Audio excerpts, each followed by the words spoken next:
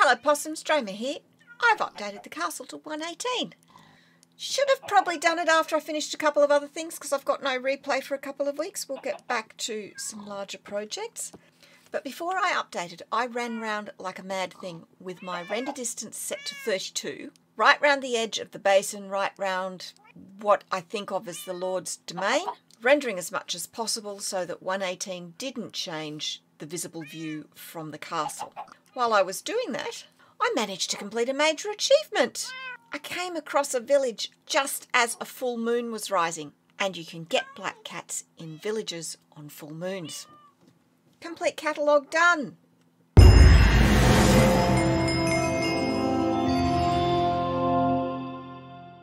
I also made a stunning discovery, an enormous ice spikes biome. It's out beyond the tundra. I don't know that I'll ever use it, but it's great to know that it's there. So if I didn't want the terrain, and I am not going to go caving, what was the point of updating?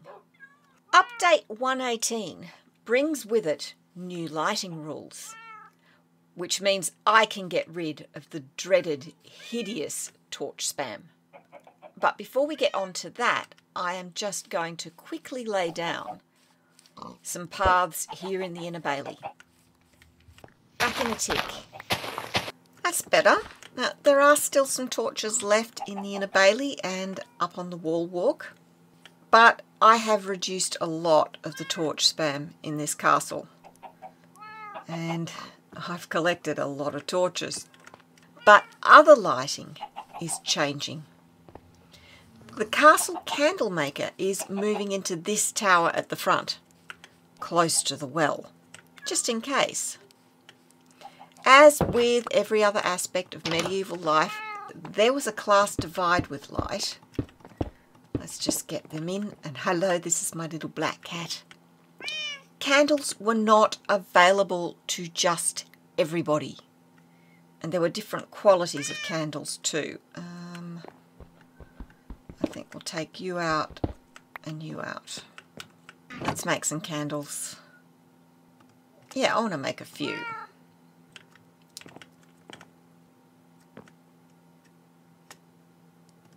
There's a way to do this.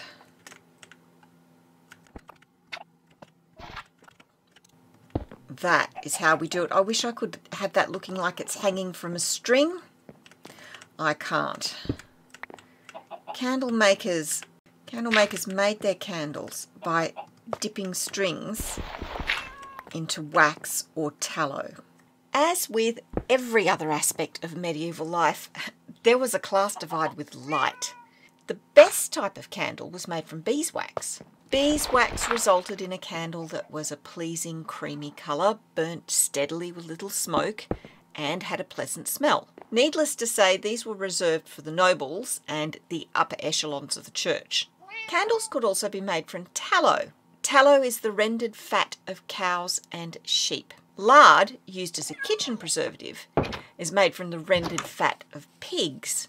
Remember our larder over in the kitchen building?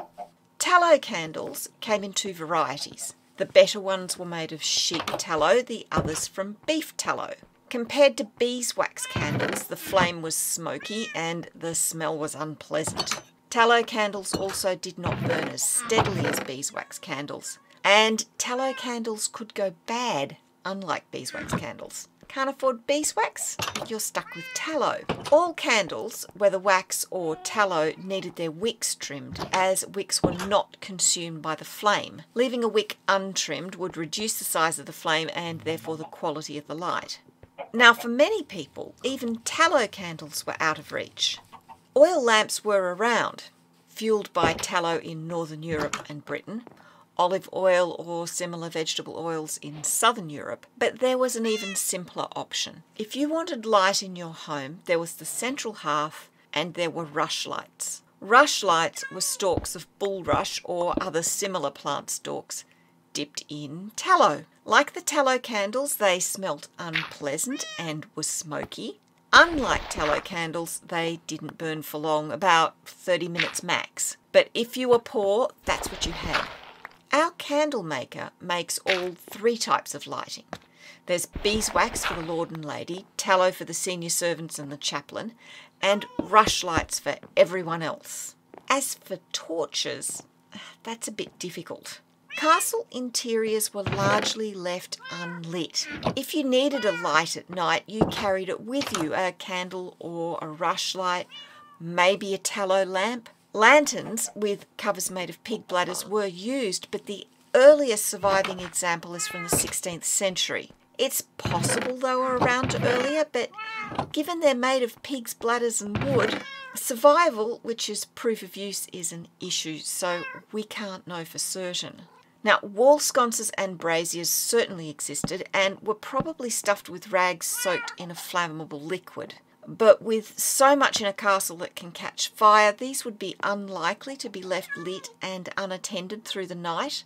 Torches, where needed, could be made of green wood with a soaked rag wrapped at the end, but again would not be left unattended. But this is Minecraft and on hardcore. So I'm lighting the bailey and some interiors with torches, and we shall have to use our imaginations. Now, you wouldn't use torches up on the wall walk. You'd light your way up the stairs, and once you're up there, you'd put the light out.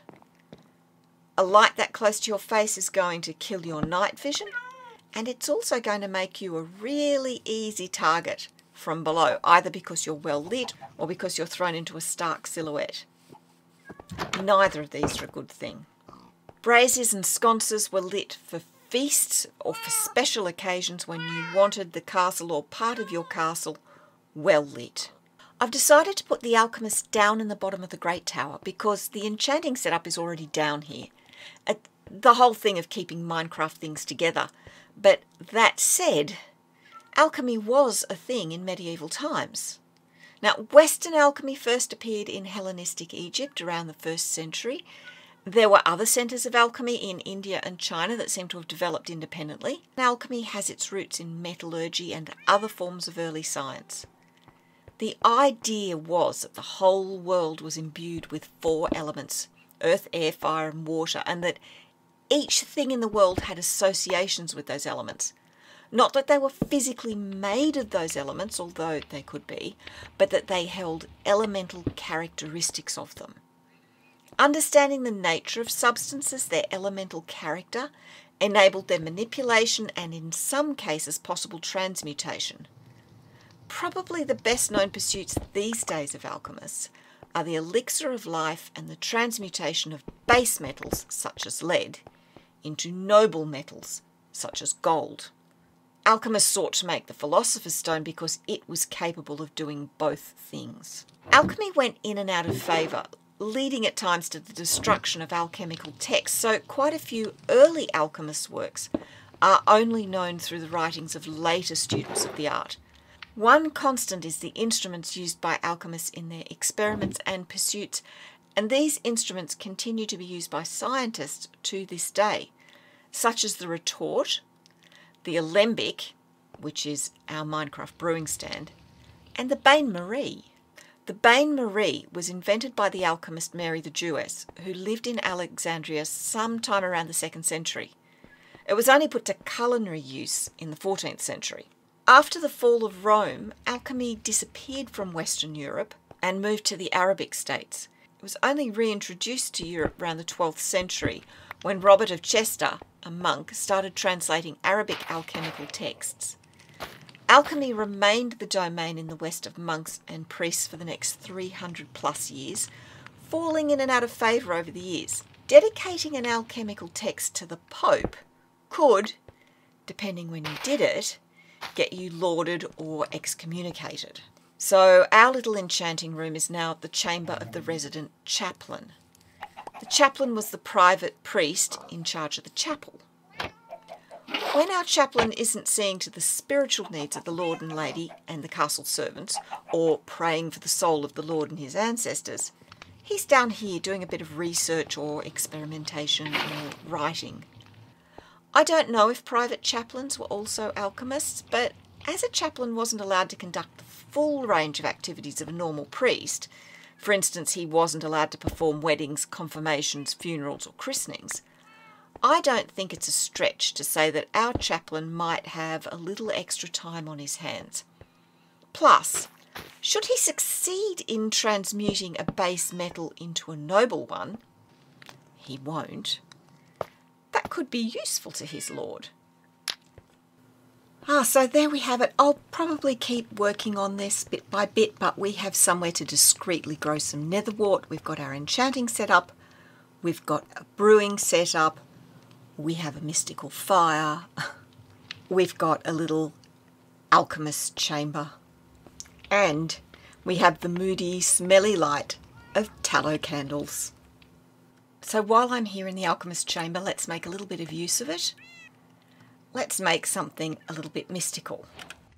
One eye of ender, one ender chest. No, I do not have shulker boxes. I will never have shulker boxes. But I do now have twice the carrying capacity. And you can go in there. Ta-da! Oh, there's some spots that aren't well enough lit. I am going to have to deal with that. I obviously still have a little bit to learn about archery, about lighting in 118. But from the safety of the wall walk, let us bathe in the soft light that is 118 and stand in the rain. Blah. I'm going to go and dry off. While I'm doing that, there's end cards on the screen to some more of my videos. And if you've made it this far, put the code word in the comments, Rushlight. Bye!